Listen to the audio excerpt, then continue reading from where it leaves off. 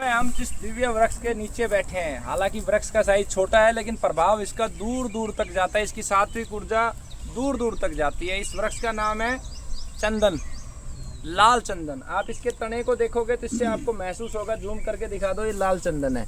इसको छूने मात्र से जो ना आपका एनर्जी बढ़ जाता है। और ये विशेष रूप से अगर आयुर्वेद के दृष्टिकोण से देखा जाए तो ये एक साथ काम करता है आपका पित्त और कफ के ऊपर। पित्त और कफ पे काम करने वाली बहुत कम औषधियाँ होती है, जैसे अड़ूसा है, एक जंगली चौलाई है।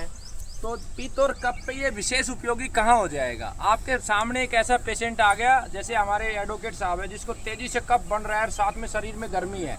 अब उठा के आपने अगर दे दिया, क्या आपने दे दी दालचीनी, तो एक तरफ कफ तो निकलेगा लेकिन उस पित्त इतना विकृत हो जाएगा, ब्लास्ट हो जाएगा।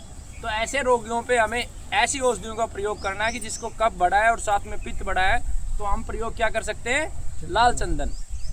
चंदन शीतलता के लिए जाना जाता है। तो जब यूट्रस में कैंसर होता है और बहुत तेजी से ब्लड ओवर ब्लीडिंग हो रही होती है, तो चंदन के पत्तों का रस आप मिश्री के साथ दे देंगे। चंदन के पत्तों को आप समान मात्रा में ले लेंगे ब्रह्मी, शंखपुष्पी और कुरंड के साथ, तो जो तेज ब्लीडिंग है उसमें लाभ हो जाएगा।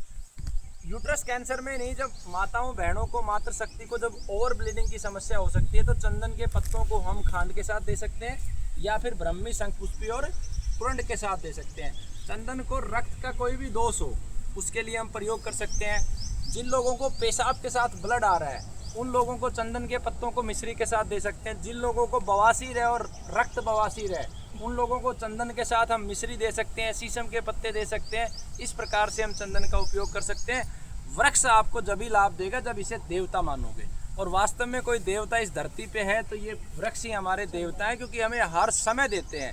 24 घंटे मनुष्य के लिए काम करते हैं। तो वृक्षों की पूजा नहीं, वृक्षों को लगाओ और उनको पालो। वंदे गो मातरम।